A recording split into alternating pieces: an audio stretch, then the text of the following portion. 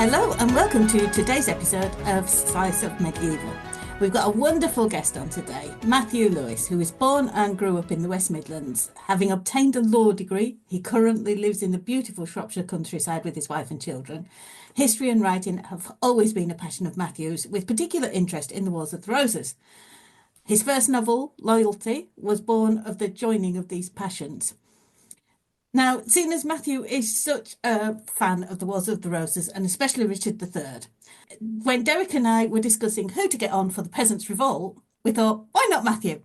To be fair, Matthew has also written a book about rebellions in medieval England, which is wonderful. And I was looking for it the other day. I know it's in one of my piles, Matthew, but I couldn't find it for this morning. But I had read it already. So we thought, give Matthew a change of scenery and ask him to come on and talk about the Peasants' Revolt. So welcome, Matthew.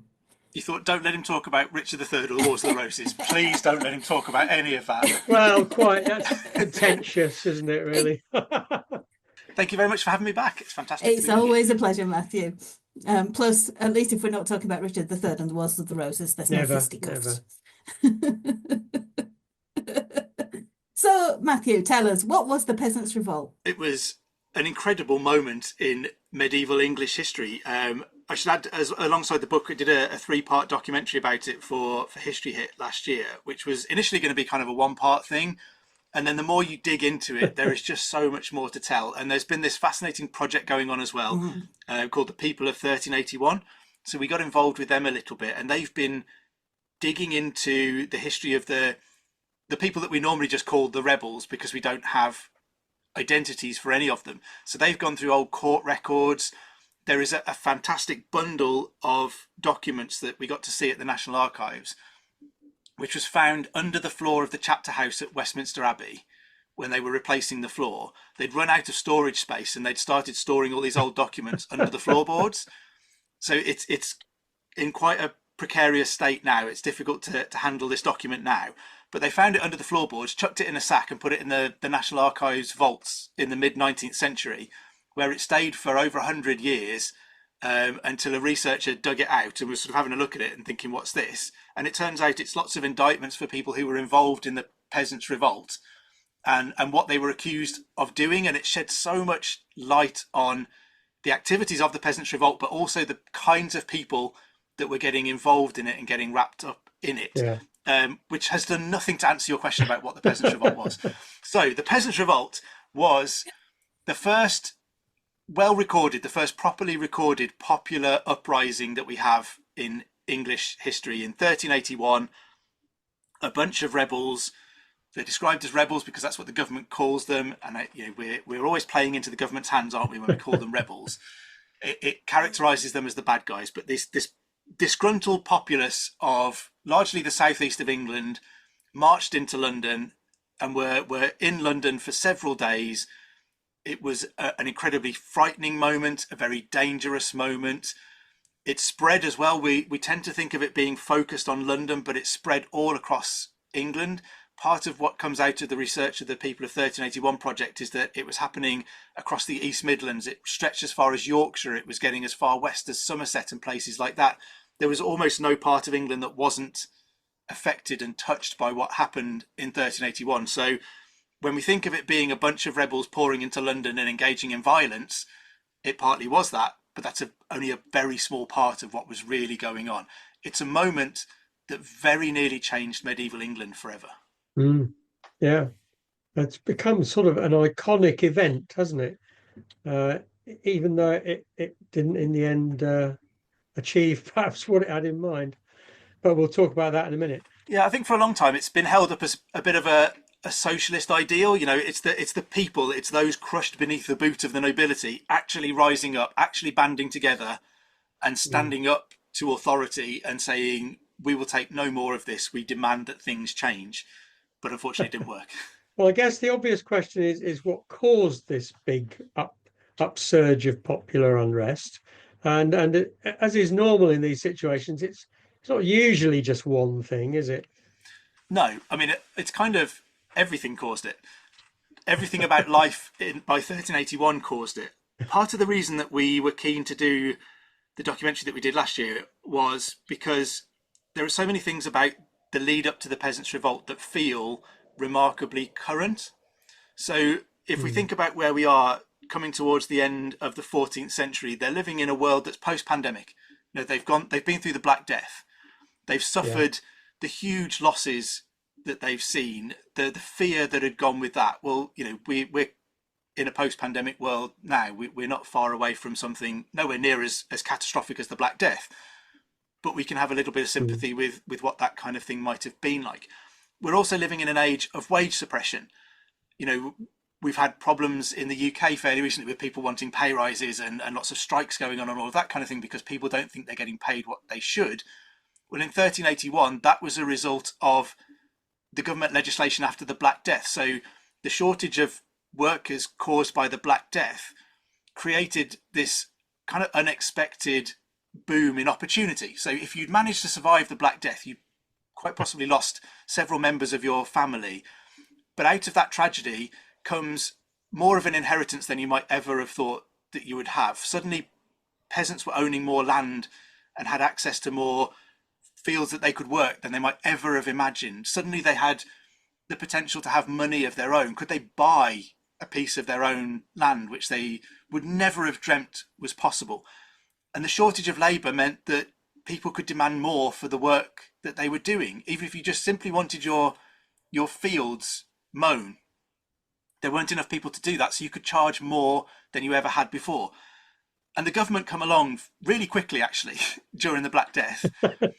And they create the what is initially the Ordinances of Labourers, but later becomes the Statute of Labourers in Parliament, which effectively sets wage levels at pre-pandemic levels only, and says you can't demand more.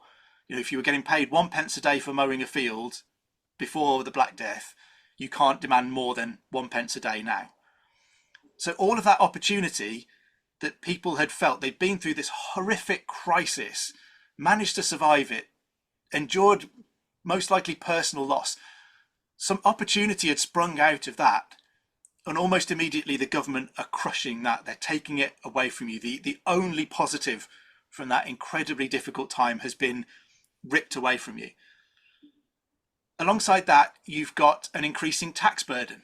And again, you know, we live in a world where tax burdens are increasing. Well, in 1381 they were too. So taxation in the Middle Ages is often, you know, it's the tenths and fifteenths. It's a fractional tax. It's a portion of what your movable goods. So anything that you own apart from your house comprises your movable goods.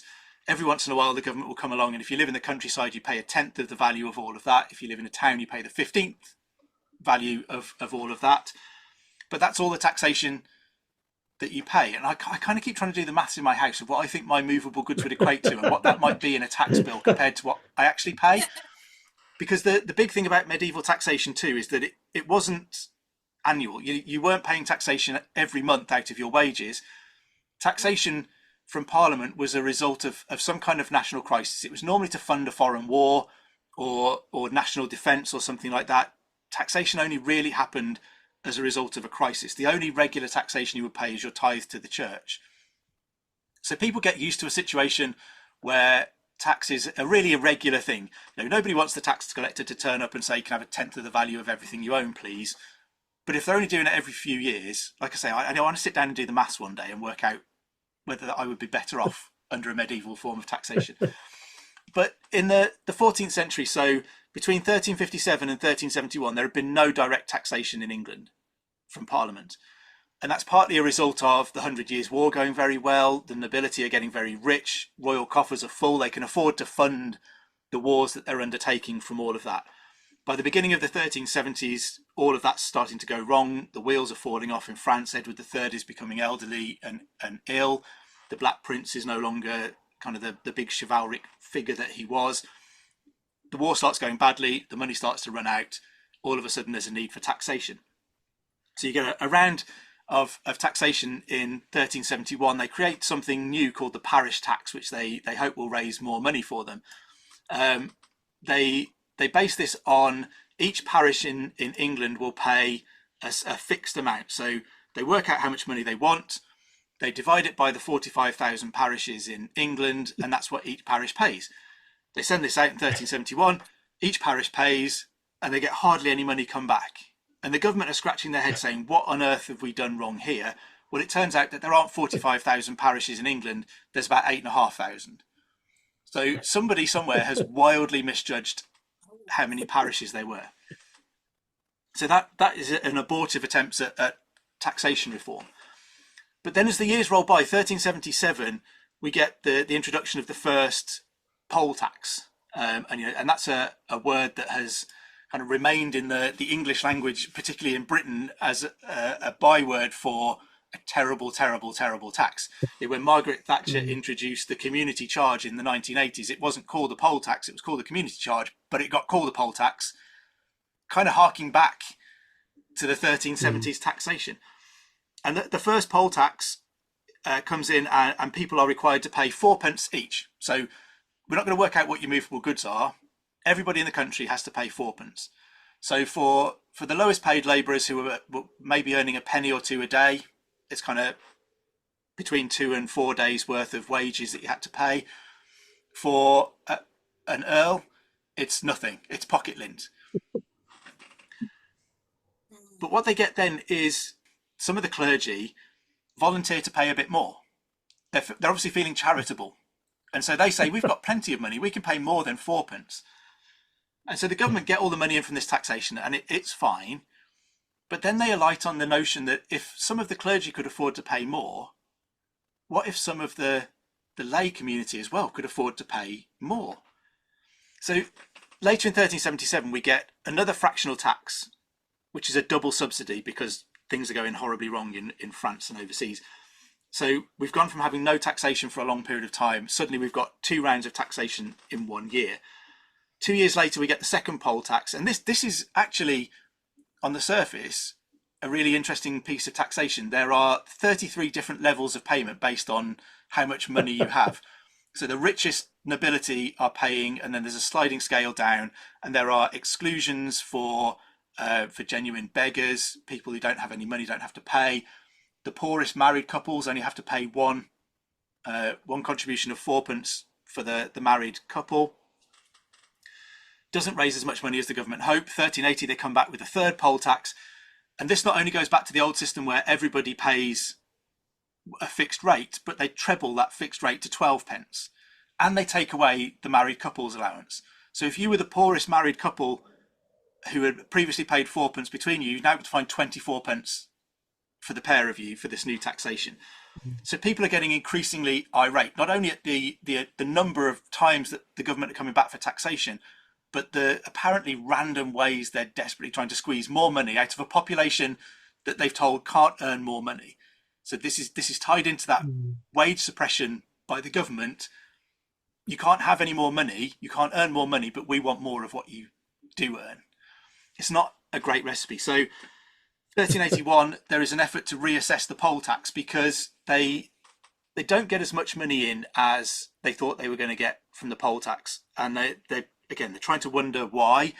And it turns out that communities are essentially hiding their poorest members. So there are counties in the southeast that suddenly have 20, 24, 28,000 less people in the county than they'd had at the last tax assessment. And this is essentially a community effort to protect the most vulnerable and to hide them from the tax inspectors. So 1381, we get this reassessment being ordered. So alongside the idea that they're going to come back and demand more money from you, the tax collectors are now getting into people's homes and into their business in a way that they never, ever had before. So that real sense of the intrusion of the government into your home in a way that they have never, ever done before. So that's new in 1381 again, and people don't like it. They butt against all of that. So you add to that as well. We've got ongoing war in Europe, which is beginning to go badly. Well, while war with France is going well, everybody's happy. The rich are getting richer. The poor necessarily aren't getting that much richer, but actually they can bathe in some of the glory of being the country that is dominating on the battlefield in Europe. So when the war starts going badly, people turn against that. There are protests against the incompetence in government, the ministers who are around the young King Richard II, who is 9 when he comes to the throne, 10 when he comes to the throne, and is just approaching his teenage years. So there are accusations that the people leading his government aren't doing a very good job, that they're incompetent, that they're corrupt. So kind of last year, it kind of felt like we might have been living in around about 1381 with some of the events that were going on in the world. So Yeah. it felt quite relatable. We're 600 odd years away from it happening, but they were battling some of the same issues that we were battling today. And it is that, as you said, Derek, it's not one thing, it's all of these things coming along at the same time, creating this pressure cooker. So who were the leading characters in the revolt, in the Peasants' Revolt? So the leading characters that we are generally given are Wat Tyler. So he's possibly the most famous name that is associated with it. He will emerge as the leader of the rebels in the southeast, the leader of the force that will make its way into London. We generally don't really know anything about Wat Tyler. There is no record of who he was. We don't know how old he was. Wat is normally short for Walter. Was his name Walter? Is his surname Tyler because that was his trade? We simply don't know. Yeah. But he's clearly an enigmatic figure. He's clearly an attractive figure that people are willing to get behind. They're willing to follow. They identify him very quickly as their leader, as their spokesperson, and he will take a key role when the revolt reaches London in negotiating with the authorities there. Jack Straw is another name that is quite closely associated with the Peasants' Revolt. He's actually really, really hard to pin down. He appears in one record from many, many years later. There is no contemporary evidence that anyone called Jack Straw was a leading figure in the Peasants' Revolt. So he's another one who's really tricky to pin down. And perhaps the other famous person who becomes attached to the Peasants' Revolt is a preacher named John Ball. And it's from him that we get famous sermons associated with the time when Adam delved and Eve span, who was then the gentleman. So this idea that the church tells you that the world is ordered according to God's will as it's set out in the Bible. So John Ball preaches about, if that's true, then in the Garden of Eden, in this perfect paradise, who's the Earl? Who's the feudal landowner in the Garden of Eden? How can you tell us that the world is ordered according to God's will and according to the Bible when feudalism doesn't exist in the Bible? There are no earls in the Bible, that kind of thing. And John Ball, again, there is no real evidence to attach him to the events of the Peasants' Revolt. He's a real figure. We do know about John Ball. We know that in 1364 he'd been declared a heretic for his preaching. And I would characterise him as kind of an early church reformer. So you think about John Wycliffe and that movement that will grow. I think he's an early part of that, protesting against the wealth and the corruption of the church. That excommunication in 1364 is interesting because he's excommunicated by the Bishop of London, who at the time is a man named Simon Sudbury, who by 1381 is the Archbishop of Canterbury. So this is a man who has a personal enemy at the very top of the church and the very top of the government. And we know that in April 1381, so just before the Peasants' Revolt kicked off, that sentence of excommunication is repeated by Simon Sudbury, by the Archbishop of Canterbury. And we're told that he is to be deemed a heretic due to the preaching of sermons that reeked of heretical depravity, which sounds pretty cool. I'd quite like to hear something that reeks of depravity. So John Ball is someone who will be arrested after the events of the Peasants' Revolt in 1381, and he will be executed as a heretic, and Richard II will attend his trial and oversee his execution. But again, there is no evidence that he's an active player in the Peasants' Revolt. There is no sense that he's delivering those sermons to the rebels at Blackheath outside London. So you can see kind of how it's all got quite muddy very quickly, and 2 out of the 3 core names that we associate with the Peasants Revolt are quite difficult to peg to the Peasants Revolt. And then there are other people. So someone I found really interesting who came out of the work of the People of 1381 project is a lady named Joanna Ferrer. So she, with her husband John, and it's interesting that in lots of the indictments, it's not John and his wife Joanna, it's Joanna and her husband John. So unusually, Joanna is being singled out as a really important woman involved in the hearts of these events. And there's one of the indictments that describes her as the leading mover in the assault on London. She's involved in attacking Rochester Castle in Kent on the way to London. She follows the revolt to Blackheath, and she is listed first amongst the names of those accused of instigating the violence in London, particularly the burning of the Savoy Palace. She is accused of causing the burning of the Savoy Palace. So we have this really rare moment where we see a 14th century woman being accused of leading all of those men in the acts of violence that they're undertaking in London. So there's lots of really interesting people involved in it.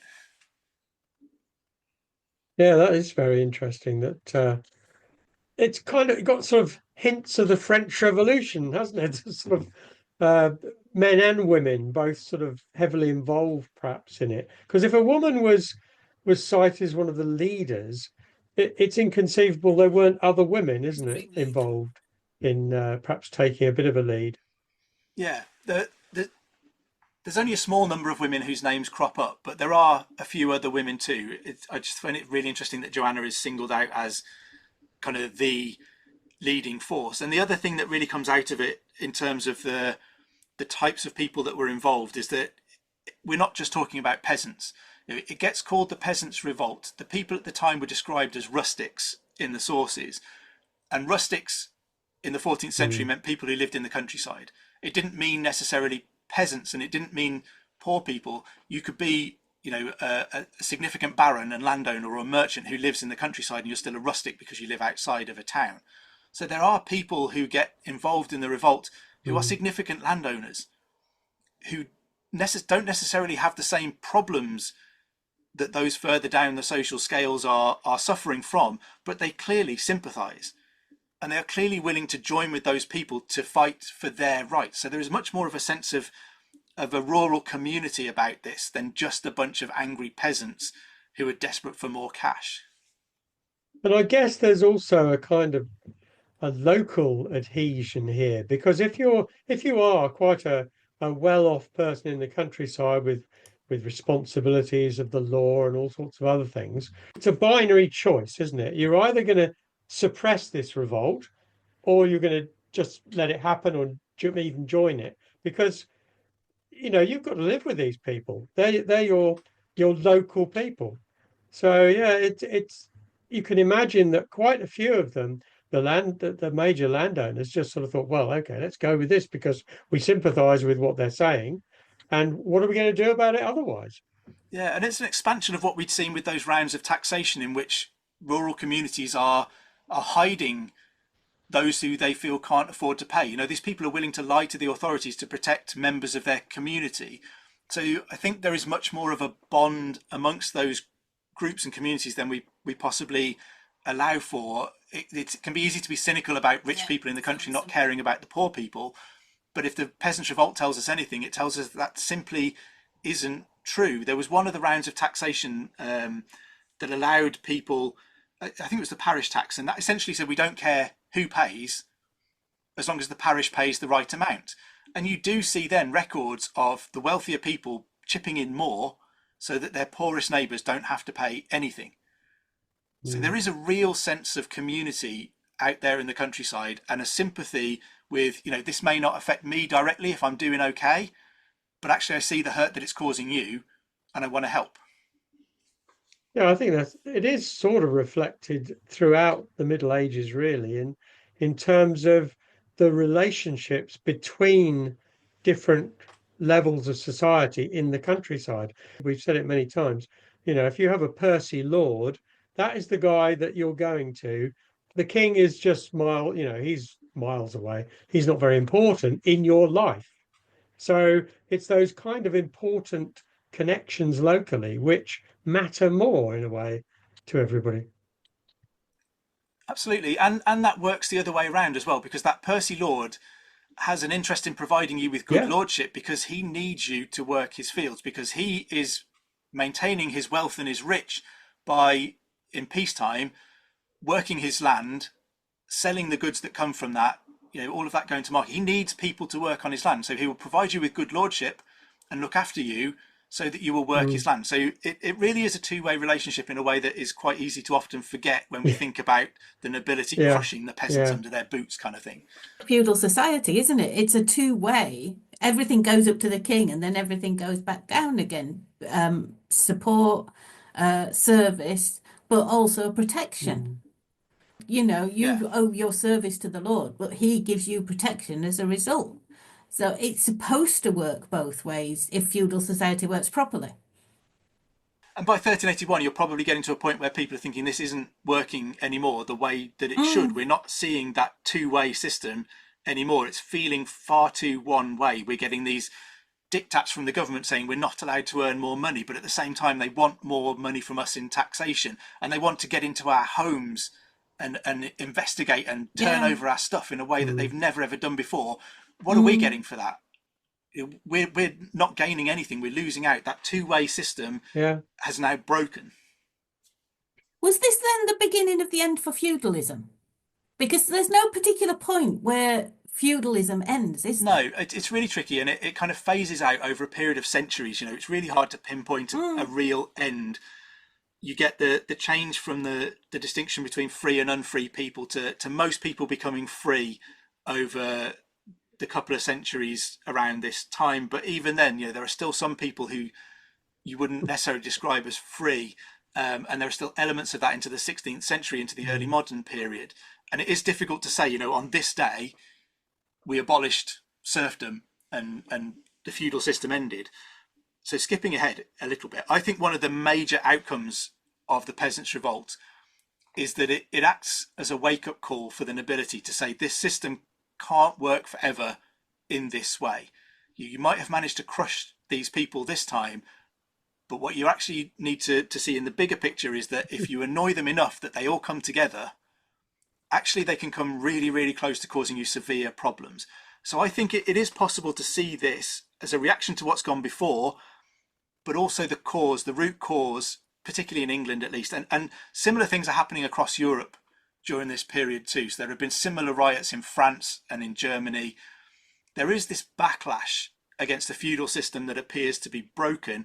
And if you are a senior member of the nobility who is able to step back and look at this, you would be thinking, what I need to take from this is that this might be the beginning of the end. This system can't last forever if we use this system simply to irritate the people below us and we don't give them anything in return for that. Well, it's always the case, isn't it? The minority are always oppressing the majority. The danger that minority have is that if that majority get themselves together and realise just how powerful they could be, could the minority, even with their castle and with a handful of knights, could they really resist a massive popular movement if they were stupid enough to galvanise all of those people to move against them as one? The bottom line, I suppose, is how close did it come to succeeding? I mean, I think in the moment, if you were there in London in June 1381, when all of this is kicking off and when the rebels are negotiating with Richard II, who, as a young teenager, is acting in an interesting way, I think. We often characterise it as bravery. I think there's maybe more to it than that. But I think it comes very, very close to working. In fact, the rebels leave London thinking it's worked. Richard II agrees to the abolition of serfdom, and he writes them all letters. He calls clerks out from London to sit at desks that are set up at Blackheath and write letters for all of these people to go back and say, you're free. You're no longer bound to land. No one can treat you like a serf ever again, or any of your children, or anything like that. So in that moment, in the middle of June 1381, if you've got that piece of paper in your hand, you're thinking, crikey, this has worked. We've done it. We've overturned the system. We've made things better. We can go back home now and we can live our better lives. The difficulty was that by the time most of those people got home, the government had changed its mind, revoked all of those things. You see people getting arrested and executed for acting on the basis of that bit of paper they've got from the king that tells them they can do something. So history will tell us that, it looks like an abject failure. I think in the white heat of the moment, the rebels thought they'd succeeded. And I think they came very, very close to succeeding. And if the advisors around the teenage king hadn't had such a grip on the government, it's possible it could have worked, it could have succeeded. And did it change anything in the short term? It's difficult to say what it changed in the short term, because it's created opportunity and hope in the same way that the aftermath of the Black Death had for some people. And then the government has whipped that away, as they did with the Statute of Labourers. So we're seeing a cycle in which people are being allowed to feel that the future might be better. And then the government is coming in and stamping all over their hopes for the future. And we see people being prosecuted for it, and dragged through the courts for it, and prosecuted for behaving in ways which the king has told them that they can act. So even in the short term, it creates more of a crisis, because people act in a way that they think is legal only to find out that they're breaking the law by doing so. So it makes criminals of a whole bunch of people who wouldn't consider themselves criminals. Maybe the biggest short-term impact is the impact that it has personally on Richard II. And as the rest of the 14th century goes on, that will become significant for the whole of England. Because I think Richard sees his own authority. He's someone who has understood almost from birth that he is special. He is Jose Mourinho, the chosen one. When he's presented to Parliament as the heir to Edward III and then as the new king, there are numerous occasions on which he is presented as being this Christ-like figure. He is the saviour. He's going to save us all. He's going to rule over all of us, and he's going to save us all. You think he's gone through a coronation, which is a bewildering moment of transformation for any person, that tells you are now set aside from mere mortals. You are no longer a normal human being. You are set above them. You are closer to God than any of those people. And all of that has happened to this boy, and he's grown up being told, you're the most important person in the country, the universe revolves around you. And yet, when he tries to do anything, all of his advisors will, pat him on the head like a good little kid. Go and play with your toys. Adults are talking. We'll do the real work over here. And Richard, I think, has really struggled to reconcile that in his head. If I'm the single most important person in the world, why is everyone else making the decisions without me? And I think the Peasants Revolt really drives that home, because he grasps the opportunity to throw himself to the front. And in many ways, he would have felt like he had saved England from the Peasants' Revolt, because it's him that disperses the rebels, and they go home with his promise in their pocket, because he has offered himself up as their only leader that they will ever need. And then the government then undoes everything that he's tried to do. So on an even bigger scale, he is seeing himself making a decision, and then the government unpicking and undoing that work.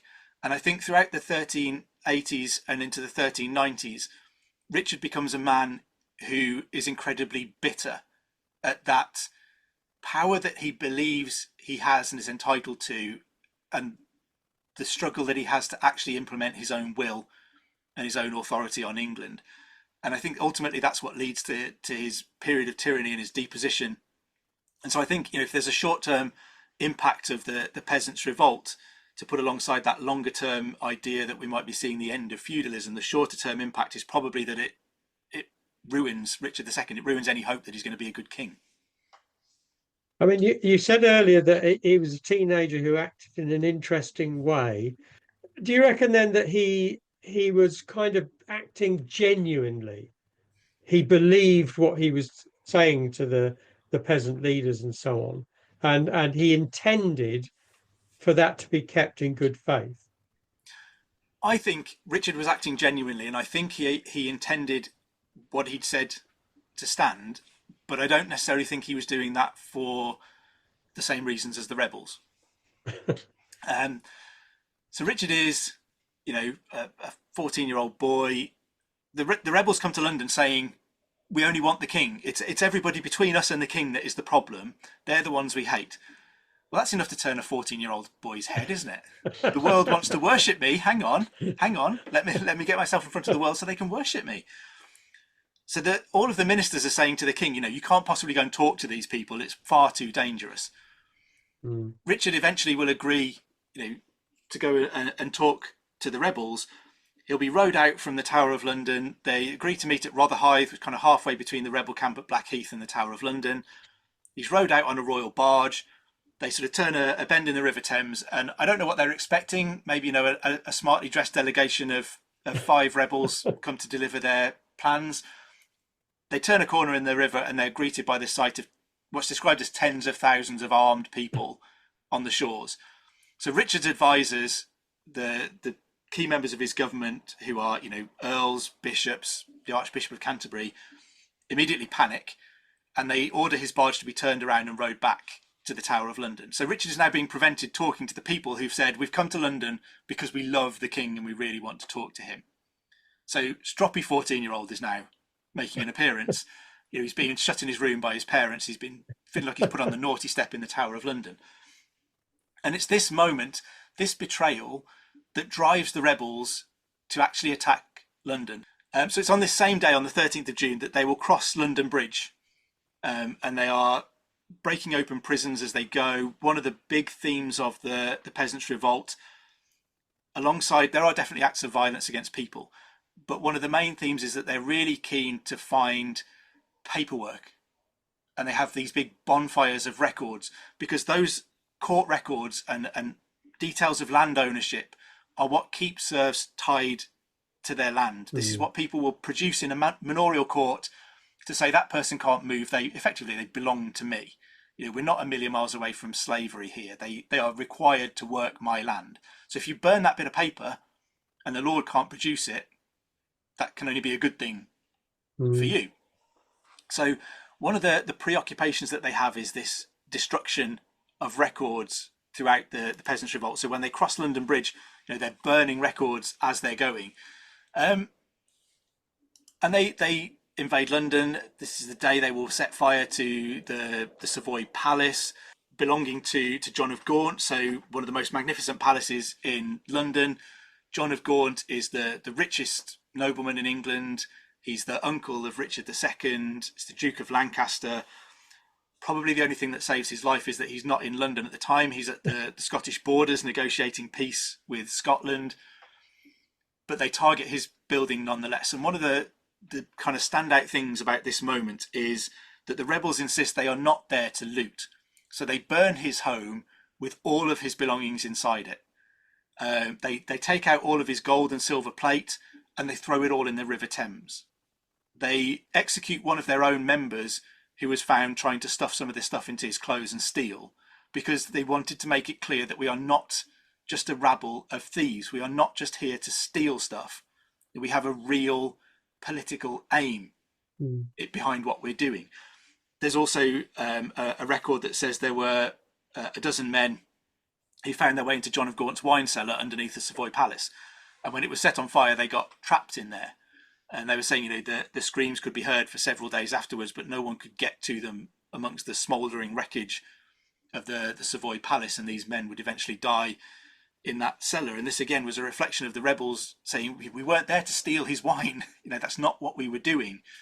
And the Savoy Palace would be burnt to the ground, would smoulder for weeks afterwards, and would never ever be rebuilt. So the Savoy Hotel in London now is on the site of the old Savoy Palace, but it was destroyed so completely that it was never ever rebuilt in the magnificent way that it existed in the medieval world. Then the rebels kind of say, when they're asked for their demands, all they say is, we want to talk to the king. So at this point in the Tower of London, there must have been some fairly heated discussions going on amidst the government of them all saying to the king, you can't go, it's far too dangerous. And Richard saying, but they love me, they want me, my crowd awaits. And we get some of these stories as well of the rebels constantly professing their allegiance to Richard II and saying it's everyone else that they're complaining about. And they have these kind of secret code words as well that they use on the road. So part of the the interesting element of this too is the organisation of the revolt. So England by 1381 is a heavily militarised society. There are so many men in England who have served in France and know how the military works that they're actually able to coordinate all of this like a military exercise. They can arrange to meet in the certain places at certain times. They're sending coded messages around England. And one of the things they used was on a road, you would stop someone and say, "With whom do you hold?" And the correct answer was with King Richard and the true commons. So it's sort of like a password system of pledging your allegiance to the king and the commons. And it's those guys in the middle that we don't want around anymore. So Richard is really keen to go and talk to the rebels. And he'll go and talk to them. On the 14th of July, he will go and meet with them at Mile End, just outside London. And he'll say to them, "What do you want?" And they'll say, "We want the abolition of serfdom." And Richard goes, "Oh, okay, sounds good. We can do that." And he gets these clerks to set up these tables, like I said, and he's writing out all of these things. And the only other thing that the rebels ask for is for the arrest of some of the key members of the government. So the arrest of the Archbishop of Canterbury because he was Lord Chancellor. He'd actually resigned the day before, which might suggest that he was doing a bad job and he was a little bit worried about what was going on. But they want his arrest as Lord Chancellor. They want the arrest of the Treasurer. And Richard says, "Fine, we'll arrest them and we'll try them, but they have to have due process of the law." And this is where we get the Tower of London being invaded, attacked, assaulted. I don't know how we would describe it, because it kind of goes down in history as the only time on the 14th of June 1381 that the Tower of London is breached. But a lot of the sources point to the fact that this wasn't really any kind of an attack or a break-in, that these people arrived with warrants from the king. Contemporary sources talk about the guards opening the doors to them and shaking their hands and welcoming them as friends. So you get the sense that they've turned up with these writs from the king for the arrest of these people, and they've been allowed in to find those people. Where the wheels begin to come off is that they then pour through the Tower of London. They get into the White Tower. They find the bedroom of Joan of Kent, Richard II's mother. And we get sources recording them saying, there's several men in her bedroom demanding that she kiss them before they'll leave, which, must have been utterly terrifying for Joan. And, we would probably talk about that as being a fairly serious sexual assault today.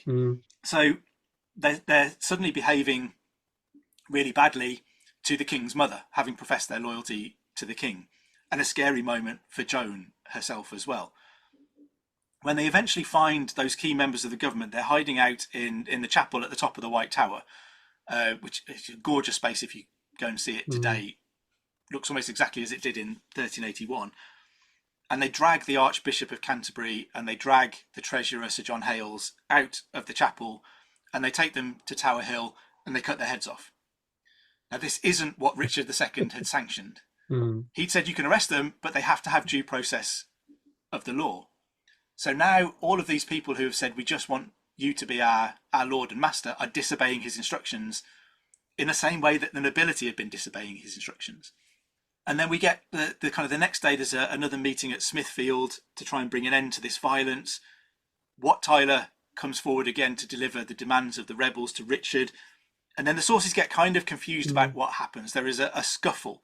It's not clear whether Wat Tyler speaks too familiarly to the king. Some sources suggest he grabbed at the king's reins.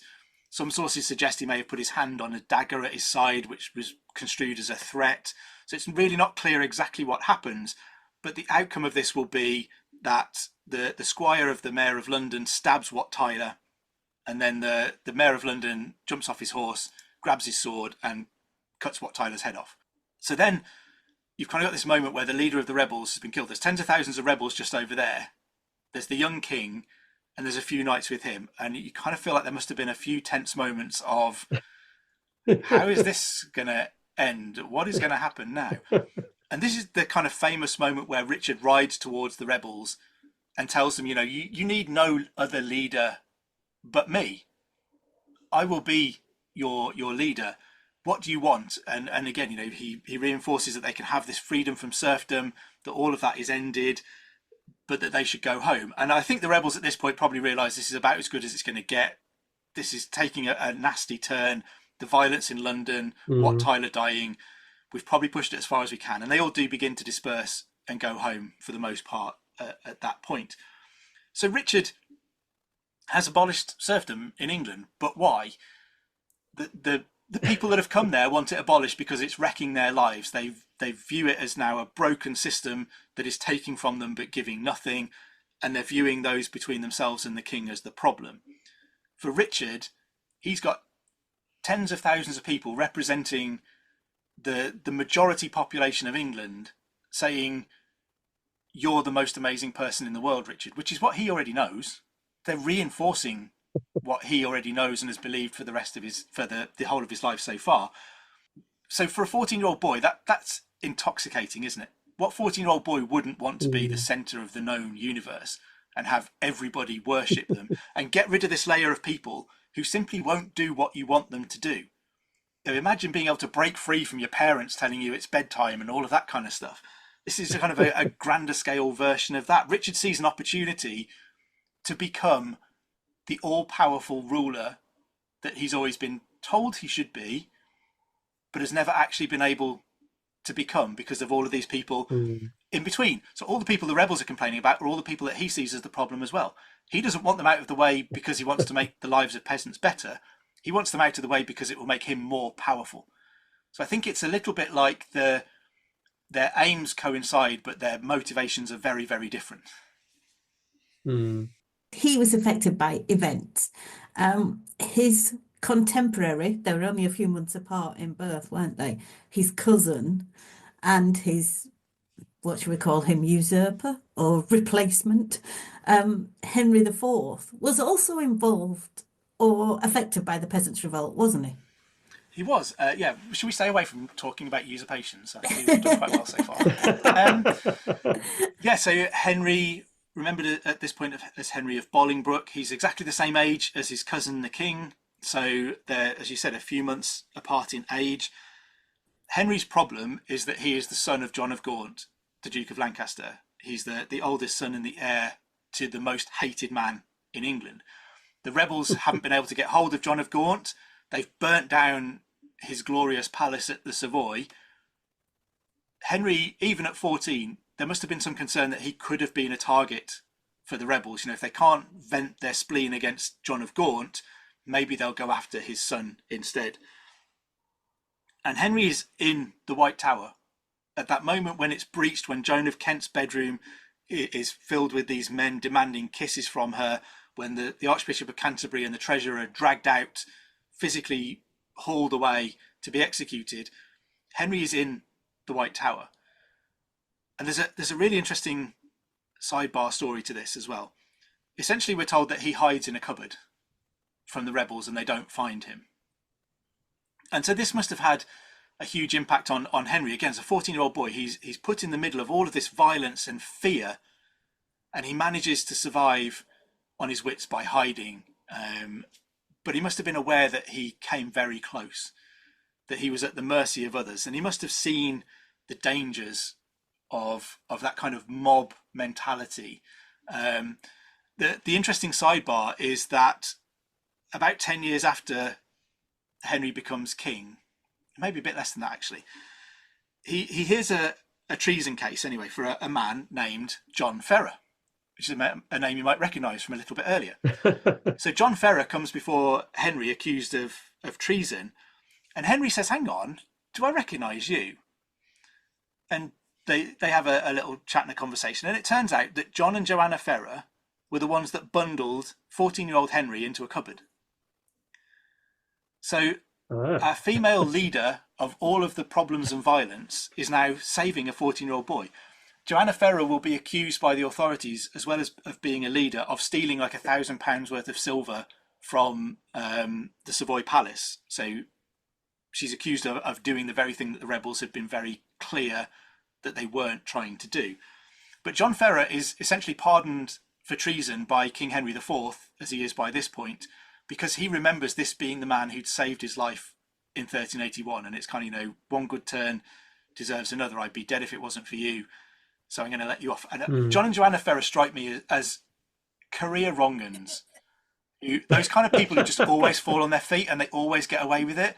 You get accused of treason and you come in front of a king and he goes, oh, hang on, I remember you. Yeah, don't worry about it. It's fine. The kind of people that just happens to all of the time. They seem to be accused of all sorts of stuff and get away with Mm, everything over a period yeah. of years. And so yeah, so Henry will end up, the ultimate fallout from that effect that it has on Richard, that it turns him into this tyrant who is obsessed with his own rights and his own desire for absolute authority in England, is that he will be replaced by that cousin who is so close to him in age as Henry IV in 1399. And it's interesting when Richard is crowned, Henry is stood at his kind of right side, and there's very much the idea that they were presenting these two as the future working in Mm. partnership of England's glory. Richard would be king with his Duke of Lancaster beside him in the future, the most powerful pair, and it would turn out that they would fall out so spectacularly that Henry would replace Richard on the throne of England. Yeah, they must have known each other fairly well, I guess, from an early age. Yeah, there. I mean, Helen Castor's book, The Eagle and the Heart, does a fantastic job of drawing these parallel lives for us. And the biggest difference that I think she paints is that they would have known each other very, very well. And there are moments when Henry leaves England as an adult, which is quite clearly about getting out of Richard's way and not wanting to appear to be a threat at certain moments to Richard. But Helen Castor talks about their childhoods being very similar, very parallel in lots of ways. But the big difference really is that Richard, as an only child, he has an older brother who passes away while he's still quite young.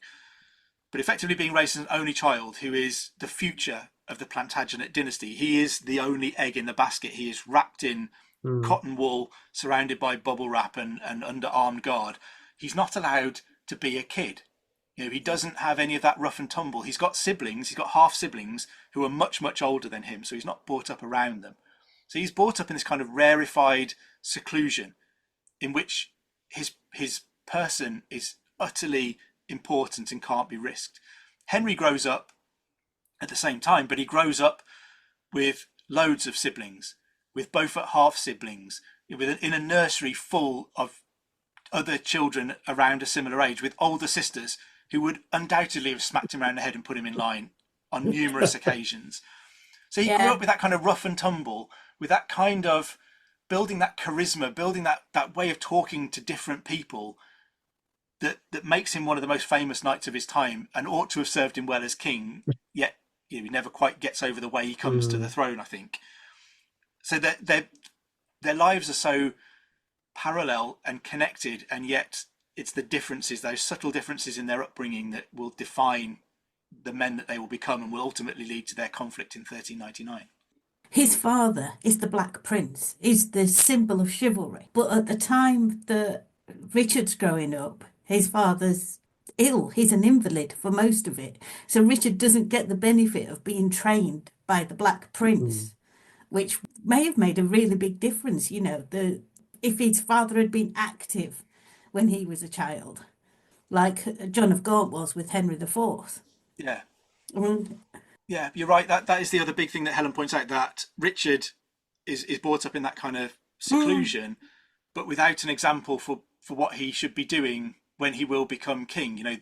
The men who end up running the government are so busy looking after themselves. I'm sure they would say looking after the country. yeah. But like I said before, they're guilty, I think, of patting him on the head and telling him to go away and Mm, don't worry about it. They forget to train him how to be a king. Whereas Henry is brought up working, yeah. alongside his father. You get the sense that John of Gaunt is showing Henry what he's doing. This is why I'm doing this. This is why we do that. This is why it's important to take care of Mm. these people. This is how you build those connections. This is how you pull on all of those levers that you will need when you're Duke of Lancaster.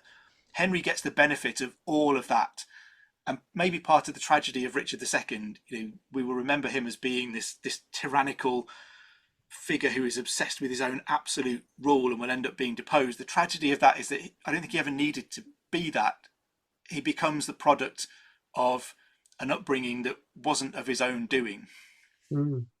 Instead of patting him on the head, said, look, it's not just that you have all this power. because it's that, that staying with power comes responsibility. And they didn't teach him the responsibility bit. Yeah, that's it. Then they held him up and said, "You have all of the power in the world. You're the most special person in the kingdom." And then when he tried to do anything, they utterly ignored him and did what they wanted anyway. And I think they never gave Richard the tools to reconcile the limitations on his power and the way that it had to actually operate day to day in the real world. He simply wasn't given the toolkit to be a good king. I think so as well. An interesting debate as to whether your personality is largely formed before all these things happen to you, or whether these are critical differences that what you experience or don't experience. Yeah, I think it's always a mixture of both, isn't it? Because Yeah. your personality is obviously what it is, your nature is what it is, but the way that you process things that you're exposed to, and the way that you're either helped, as Henry was, to process some of the things that are going on in your life, or you're not helped to process in the way that Richard was, can fight against any amount of nature, I think. And it's that combination of who we are and what we go through that makes us what we are. Yeah, I think you turn inwards, don't you? If you haven't got advice from outside and influences, you turn in on yourself, which tends to accentuate the prejudices and ideas that you've collected yourself. Yeah, and then you end up with someone, in the 1390s like Richard, who believes only he can do it. He trusts no one but himself, and doesn't actually recognise that he isn't skillful enough to be the one that he trusts. Yeah. No, it's a very interesting period, actually, in all sorts of ways. So, what are you working on now then? What's your current project? I have very slowly in the works a biography of Richard Neville, the Earl of Warwick, the Kingmaker. Oh, interesting. Yes. So I'm returning to the Wars of the Roses to try and get to grips with someone who I think is one of the most fascinating characters in that whole period, one of the main players in what happened, and someone who has always been a feature in the things that I've written about the Wars of the Roses, but never the focus. So I want to see if I can get to grips with the Earl of Warwick and who he was and why he did some of the things that he did. I'm not sure I can, because some of the things he did were so bizarre and random. Yes. But I'm trying to get under his skin a little bit, and I don't. There hasn't been a really detailed biography of him for quite a while, so I thought he was a good figure to maybe have another look at and place him in the context of his time and see if I can understand him a little bit better. Yeah. Is the title written for you? Is it going to be called Kingmaker? Is that the only title you can use for what Richard Neville biography, or is there something else? I hate that word. I hate it. It's kind of hard to pass up. It's one of those tricky things, isn't it? Because I had this with my Princes in the Tower book when they used the Millais portrait on the front, and it's kind of that it's the recognition that you want on a book for people on the shelf. So someone sees it in a bookshop, they can know what it's about. And Kingmaker does that, but then you almost need to write the book about why you shouldn't call him Kingmaker, why nobody at the time called him Kingmaker, why he really wasn't a Kingmaker. Yeah. But you almost need that hook to get people in. So I might have to annoy you, Derek, and have Kingmaker somewhere on there. Yeah. No, I understand what you're saying. It's a bit difficult because he is known so widely as the Kingmaker.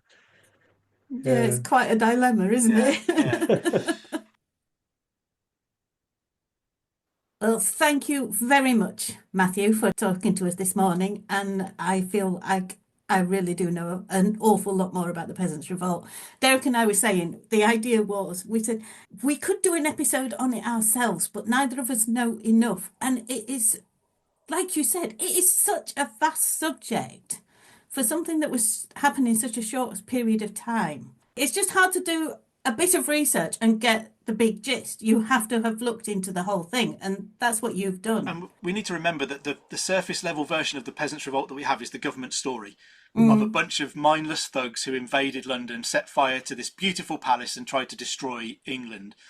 But a little bit of digging will get you so much deeper into the story. And the People of 1381 project is fantastic. They have a website, Google it. It's essentially a free online database. You can type in a surname, a place. You can find if there were rebels from where you live. Type your hometown into this website, and you will see what rebels were indicted for doing during the Peasants Revolt. When I do a talk somewhere, I try and find a local person that was involved. And so far, I haven't done a talk anywhere that I can't find a local person who was involved in the Peasants Revolt from where I'm talking to. So it's literally everywhere, and it's a vast resource. It's a very dangerous rabbit hole. You could lose days. One of those to look into on a day off. Definitely. Well, thank you very much for joining us, Matthew. I know you've got to get off, so you've got time for a cup of tea now before your next meeting. Perfect. Yeah, good to and I'll talk talk to you Thank you next very week. much. Yeah, I'll speak to you soon. Thanks a lot, Matthew. Thank you. Bye-bye. Bye-bye. Thank you very much for listening to A Slice of Medieval. I've been Sharon Bennett Connolly. And I'm Derek Birks. Thanks for listening. And do subscribe to avoid missing a podcast. If you enjoyed it, perhaps give it a like. We'd love to have a rating or a review from you. Join us next time.